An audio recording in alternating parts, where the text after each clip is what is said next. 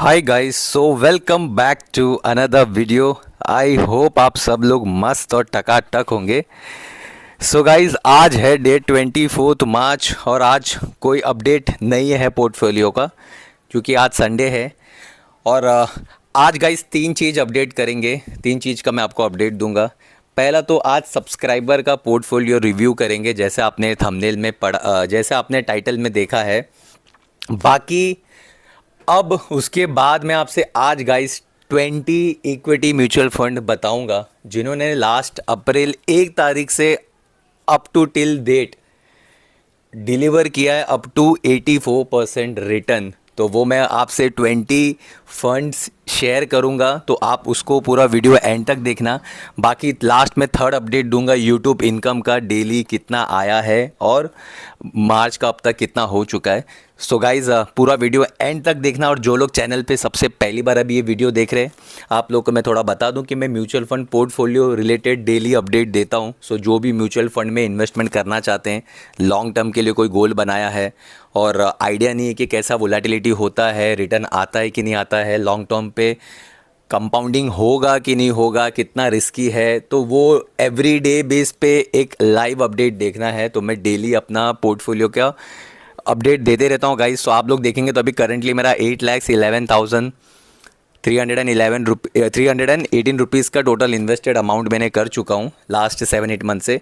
और current value अभी है 8,99,362 रुपीज़। गाइस, कमेंट में मेरे को बताना क्या लगता है आपको, जब ये मार्केट खुलेगा 9 लाख के ऊपर जाएगा पोर्टफोलियो अमाउंट? कमेंट में बताना कि हो पाएगा कि नहीं हो पाएगा। सो गाइज़, ये आप देखेंगे जैसे कि ये है, आज हमारे एक सब्सक्राइबर है, इन्होंने मुझे अपना पॉइंट ऑफ व्यू जानने के लिए सजेशन के लिए बोला है। तो सबसे पहले तो मैं ब्रदर बहुत बड़ा डिस्क्लेमर दे दूं कि ये जस्ट मेरा पॉइंट ऑफ व्यू रहेगा।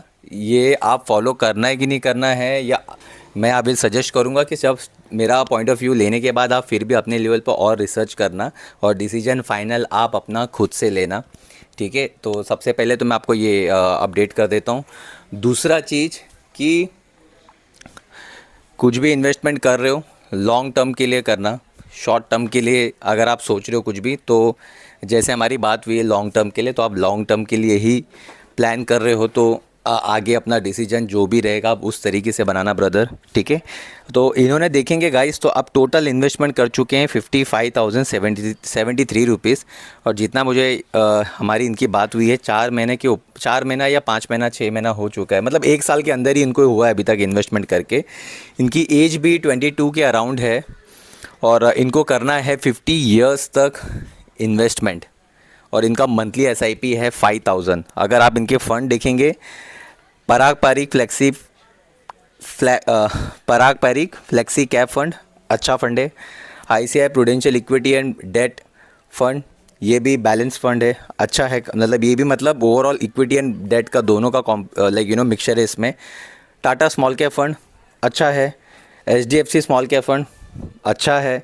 HDFC flexi cap fund, flexi direct, HDFC flexi direct plan growth, ये भी अच्छा है।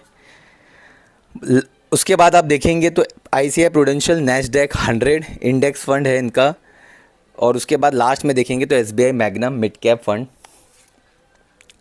ब्रदर, आप मैं एक बात बोलूँ, अगर आप 50 साल तक चाह रहे हो ना कि इन्वेस्टमेंट करना चाहते हो, तो ये जो आप फंड यूज़ किए हो ना, और आपको सेफ़र साइड चलना है, मतलब ना ज़्यादा रिस्क लेना है ना ज़्यादा वन साइडेड। जैसा भी मेरा पोर्टफोलियो है वो हाई रिस्क और हाई रिटर्न टाइप है, उसमें रिटर्न ज़्यादा भी आ सकता है और लॉस भी, वोलेटिलिटी भी ज़्यादा हो सकता है, ठीक है। तो वो एक अलग टाइप का एक इन्वेस्टमेंट है। बट आप जिस हिसाब से चल रहे हो और आप जिस हिसाब से फ़ंड चूज़ किए हो, मैं तो सजेस्ट करूंगा कि अगर आपको ज़्यादा रिस्क नहीं लेना तो इसमें भी काफ़ी अच्छा एक्सपोजर है। 2 स्मॉल कैप भी लिया आपने, एक फ्लेक्सी लिया है, इक्विटी एंड डेट फंड भी लिया है, नैस्डैक भी अच्छा ही, मतलब आप बोल दो कि कर सकते हो इसमें भी आप इन्वेस्टमेंट। मिड कैप भी लिया हुआ है, तो फ्लेक्सी कैप भी लिया हुआ है, ये 2। एक आपने लिया पराग फ्लेक्सी कैप और एक एचडीएफसी फ्लेक्स कैप। तो मतलब मानना पड़ेगा यार, 22 साल की उम्र में तो मतलब मैं इन्वेस्टमेंट का तो आई भी नहीं पता था मेरे को कि म्यूचुअल फंड में क्या इन्वेस्टमेंट, मतलब ये लॉन्ग टर्म पे वगैरह। तो यही चीज़ गाइस आज के डेट में YouTube and all this things से काफ़ी बेनिफिट हुआ है लोगों का। मतलब और अगेन ऐसा नहीं कि आप यंग एज में सिर्फ इन्वेस्टमेंट पे सारा अपना लाइक जो यंग एज है उसको भी इंजॉय करो, मैं ये सजेस्ट करूँगा, और इन्वेस्टमेंट भी करो, दोनों चीज़ को बैलेंस रखो। बट हाँ, 50 ईयर्स तक आपको इन्वेस्टमेंट करना है तो हो सके तो मंथली जो अपना इंजॉय करने के बाद खाना पीना इधर उधर मस्त मस्त करने के बाद जो बचता है पैसा वो करते रहो, और टाइम के साथ धीरे धीरे जैसे जैसे आपकी इनकम बढ़ती जाएगी इन्वेस्टमेंट बढ़ाते रहो। फिक्स इनकम जो आपने 5000 भी रखा है तो थोड़ा बढ़ा देना इसको ब्रदर बाद में, टाइम के साथ साथ जैसे जैसे आपकी इनकम बढ़ेगी, क्योंकि 5000 से करोगे तो ज़्यादा इनकम आप लाइक इन्वेस्टमेंट का लास्ट जो मैच्योरिटी 50 पे बनेगी इतनी ज़्यादा नहीं बन सकती, बट बनेगी ठीक ठाक। लेकिन फिर भी आप बढ़ाते रहोगे हर साल तो आपका बहुत अच्छा लाइक कॉर्पस अमाउंट हो सकता है। और फिलहाल आप मुझे पूछोगे पर्सनली तो ये काफ़ी बैलेंस प्रोफाइल है, आप चाहो तो इसी से कंटिन्यू रखो। चलो गाइस, तो अब बात करते हैं 20 बेस्ट इक्विटी म्यूचुअल फंड जिन्होंने डिलीवर अप टू किया है 84% फ्रॉम अप्रैल 1 तारीख से लास्ट ईयर 2023 से टिल डेट अभी तक होंगे। तो अब मैं आपको बताता हूँ कि कौन सा है। तो सबसे पहले पे आप देखेंगे गाइस तो Aditya Birla SL PSU equity fund है। मेरे को बताओ गाइस कोई ये इसमें कोई डाल रहा है क्या, जो कि इसमें मैं देख रहा हूँ काफ़ी पीएसयू फंड भी है। सेकंड पे आप देखेंगे तो एसबीआई पीएसयू फंड है जो कि दिया है 79.20%, और आदित्य बिरला का देखेंगे एसएल पीएसयू इक्विटी फंड का तो 84.86% है, काफ़ी अच्छा खासा है।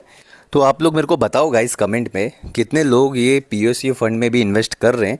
फिलहाल देखेंगे लास्ट अप्रैल 1 तारीख से अब तक का टिल डेट का तो अच्छा रिटर्न दिया है। बट अगेन मुझे पता है कि ये रिटर्न के मामले में हर चीज़ ऊपर नीचे होती रहती है, कभी पीओसी है, कभी स्मॉल कैप है, कभी ये है, कभी वो है, कभी ये सब चेंजेस होते रहेगा। बट अभी फ़िलहाल टॉप 4 में तो पीएसयू फंड का दिखा रहा है इसमें। उसके बाद 5वें पे देखोगे आप तो एचडीएफसी इंफ्रास्ट्रक्चर, 5वें पे आप देखोगे तो एचडीएफसी इंफ्रास्ट्रक्चर फंड है 73.78%। उसके बाद है 6वें पे Nippon India power and infra fund 68.11%।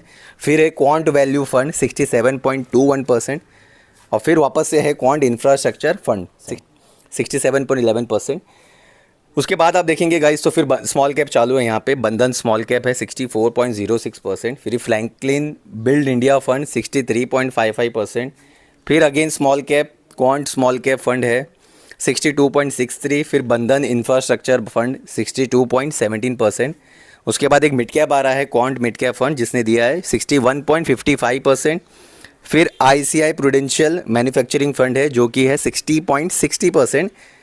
फिर इन्वेस्को इंडिया इंफ्रास्ट्रक्चर 59.96%, ये है। फिर 361 क्वांट फंड 59.48%। और फिर आप यहाँ पे देखेंगे तो ICICI pharma health care and diagnostic PHD fund इसका है 59.44%। मन्नू लाइफ स्मॉल कैप फंड 58.93%। और फिर लास्ट में है Aditya Birla SL pharma and health care fund 58.74%। चलो तो गाइस थोड़ा चैनल का भी रिव्यू अप करते हैं। 2143 सब्सक्राइबर हो गए हैं गाइस। तुम लोग यार थोड़ा सपोर्ट कम दिखा रहे हो यार, स्लो हो रहा है तुम लोग का। मतलब गाइस करो ना गाइस, चैनल को शेयर करो, क्या चले जाएगा तुम लोग का। एक इसके अंदर वीडियो के अंदर एक ऑप्शन आता है शेयर का, उसको दबाओ। जैसे आप दबाओगे एक व्हाट्सअप का एक दिखेगा, इंस्टाग्राम का भी दिखेगा, फेसबुक का भी दिखेगा जहाँ तक, तो वहाँ शेयर कर दो ना, क्या जाएगा, कितना 2 मिनट लगेगा। तो इतना तो कर ही सकते हो ना तुम लोग, नहीं कर सकते? चलो नहीं कर रहे सकते हो तो कोई बात नहीं, कमेंट कर दो, अच्छा लाइक कर दो, सब्सक्राइब कर दो जिसने चैनल को सब्सक्राइब नहीं किया है। बाकी मैं आपको दिखाता हूँ गाइज आज का कितना यूट्यूब इनकम आया है डे और मार्च का अब तक का। सो गाइज अभी डे का अपडेट आया है जो लास्ट वो है आया है 22 मार्च का $0.78, मतलब $1 भी नहीं हुआ है ये। तो गाइज़ और बाकी मार्च का देखेंगे तो मार्च का हो चुका है अब तक टोटल $27.43। सो गाइज़ मेरे को बताओ जो यूट्यूब करना चाह रहे हैं और उनको क्या ये इनकम देख के मोटिवेशन आ रहा है या कुछ हेल्प हो रहा है, आप लोग मेरे को बताओ कमेंट पे भी। जो लोग ने भी वीडियो यहाँ तक देख लिया है वीडियो को और लाइक कर दो, चैनल को सब्सक्राइब कर दो, और हमारी छोटी सी जो कम्युनिटी है इसका पार्ट बन जाओ।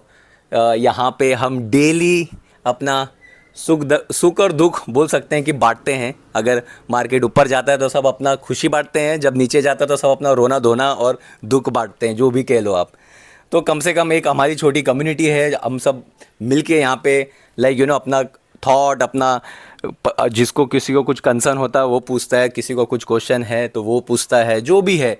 बहुत टाइम तो हमारे जो एक दूसरे में आपस में एक दूसरे लोग आपस में एक दूसरे को आंसर कर देते हैं, और बहुत बार मेरे से होता है तो मैं भी, बार मुझे कुछ पता होता है, अगर मुझे लगता है कि मैं आंसर दे सकता हूँ तो मैं भी देता हूँ। तब तक अपना बहुत सारा अपना ख्याल रखो, ध्यान रखो। Bye and take care.